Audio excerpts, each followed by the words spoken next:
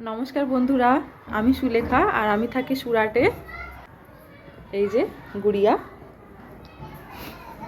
তো আজকে সারা দিন গুড়িয়া ভালো করে ঘুমায়নি, ওর ঘুমই হচ্ছে না। তার কারণ হচ্ছে দেখাচ্ছি।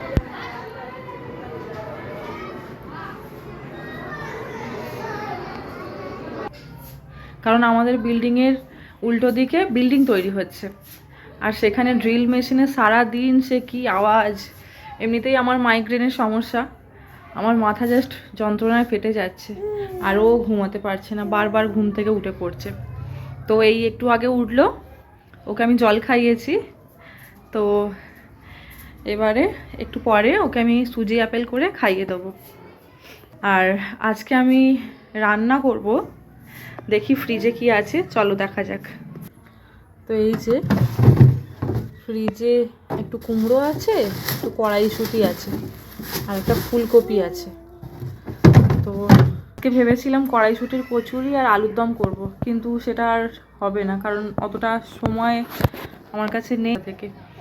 তো এখন 5:30 অলরেডি বেজে গেছে, আমার কাছে অতটা সময় নেই। তো আজকে যাই হোক সিম্পল তরকারি আর রুটি করে দেবো। তো এই যে গুড়িয়া, তো একটু আগে ওর দিদুন ওকে ফোন করেছিল, ওকে খালি জিজ্ঞাসা করছে কখন আসবি। মায়ের পরে কেউ যদি ভালোবাসে সে একমাত্র তার বাচ্চার দিদুন। আমার মনে হয় দিদুনরা বাচ্চাদের এই জন্যে এত বেশি ভালোবাসে কারণ তারা নিজের বাচ্চাদের ছোটোবেলাটা খুব মিস করে, তাই জন্যেই তারা তাদের বাচ্চাদেরকে এত বেশি ভালোবাসে।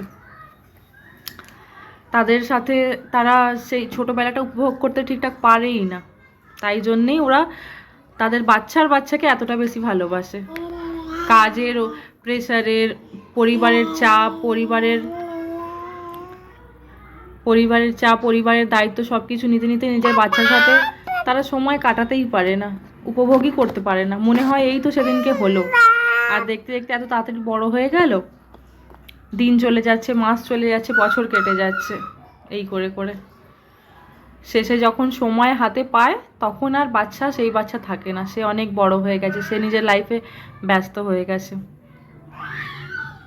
সেই জন্যেই দিদুনরা বাচ্চাদের এত বেশি ভালোবাসে, বিশেষ করে নিজের বাচ্চাদেরকে। তোমাদের কি মনে হয়? তোমরা শেয়ার করো তোমাদের মতামত। আজকের জন্য এইটুকু, দেখা হচ্ছে নেক্সট ভিডিওতে। টাটা, সুস্থ থেকো, ভালো থেকো তোমরা সবাই।